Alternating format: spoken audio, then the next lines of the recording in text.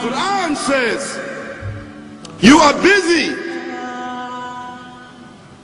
piling up, calculating, developing your careers, your money, your occupation, your wealth, until you visit the graves. Think about it. When was the last time that you went to a funeral? Was it your mother? Was it your father? Was it your grandfather? Was it your uncle? Was it your cousin? Was it your friend? Was it your wife? Was it your husband? The last time that you visited the grave, when you went to a funeral and you saw that person whom you loved that was laughing, crying, live, boasting, wealthy, educated, denying, arrogant, whatever they were. What was the demeanor of the people when you walked in that funeral home? When that person was stretched out in their last suit? What was the demeanor? Were the people cracking jokes? Were they dancing? Were they clapping and singing songs? No. Silence.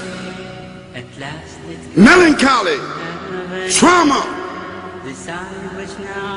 Why? Because every person that walked in that room, seeing that person stretched out, the first thing they thought about was not the person. The first thing they thought about was that one day this will be me. So Allah said, Alhaakumut takathur. All of us, all of you are engaged in running your mouths, doing your business, multiplying, buying houses, cars, business, whatever you're doing. And when you're told about God, religion, life, morality, you're saying, look, I ain't got no time for that. I ain't got no time for that. I don't want to hear that. I don't even believe in God. Matter of fact, I don't even know if I'm going to die, and if I do, maybe I'm coming back again. As a matter of fact, science is so sophisticated that I think really that they're on the verge of being able to solve the whole thing of death soon. We ain't got to die. If we got enough money, we don't even have to die. See how arrogant people can be until they visit the funeral house. And then after you go to the funeral house, if you got the guts, if you're able to do so, you go to the grave. And now this is another scenario. And you say to yourself, is that it? I mean, 50, 60 years, scraping, struggling, scheming, lying, stealing, fornicating, jumping up and down, begging, working, and this is the end of it? I mean, is this what's going to happen to me? Are they going to be dropping me into a hole in the ground? A hole in the ground, the same hole that a cat digs after it defecates. Just a little deeper.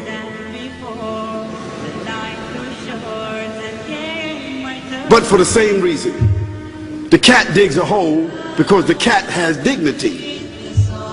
Something that human beings don't seem to have. Instinctively, the cat digs a little hole, covers it up. Humans have got to be taught to do that. But it's for the same reason. So you and I, we're going into a hole a little deeper than the one the cat dug. And all the people that's crying, pulling out their hair, screaming, almost acting like they falling in the thing with you. They want to just jump in there with you. Not really though, you know, it's all an act. Because ain't nobody really going to jump in there and stay in there. They don't love you that much.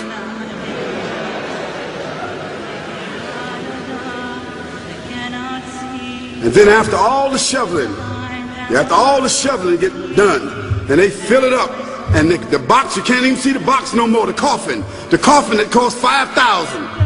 I don't know what did they burn somebody in a $5,000 coffin for? I mean, if I was a funeral director, after they left, I would dig them back up and put them in another box and take that box back.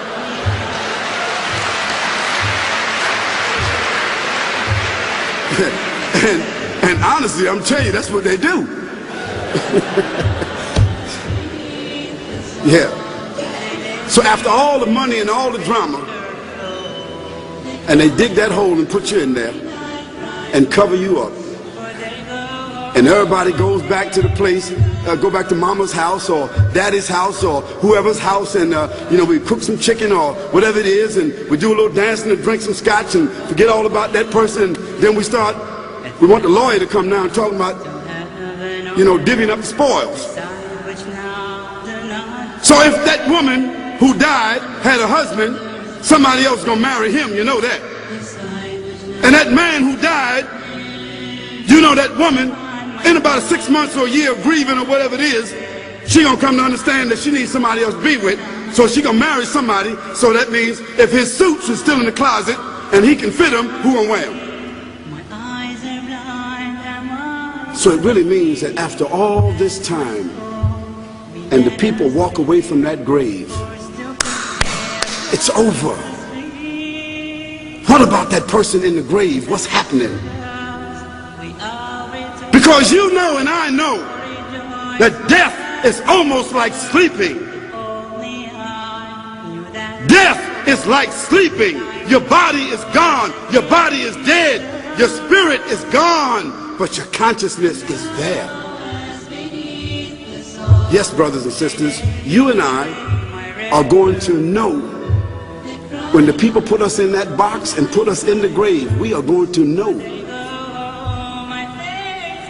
Your spirit is gone. You can't shout. You can't call out. You can't say, don't leave me here. But you're going to be hearing and you're going to be seeing, because that's a different kind of consciousness. But you can't move. And in that grave, this is when the real trauma is going to begin. Because there's a reason for humans to go inside the grave. If the Creator wanted to, He could have caused us to live and then disappear into the atmosphere. But He didn't. He caused us to go into another womb called the tomb. You started out in the womb of your mother, and you wind up in the womb of the earth called the tomb. From the womb to the tomb. This is the whole trip. And this is what you have to think about.